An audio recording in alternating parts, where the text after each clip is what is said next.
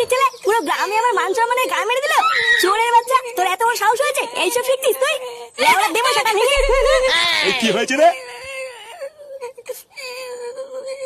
কি হলো? তুই দাদু ভাইকে মারছিস কেন?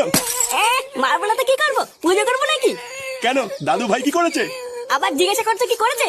চোদ্দাটা কালকে হারান কাকার আম বাগানে নাকি বসে বসে বিড়ি খাচ্ছিল। হারান কাকা ওকে বিড়ি খেতে মানা করেছিল, আর হারান কাকাকে নাকি ও শান্তি ছিল বলে পালিয়েছে। বোধার বেলা আজকে ওর জন্য হারান কাকা আমাকে রাস্তার মাঝখানে উল্টো পাল্টা কথা বললো।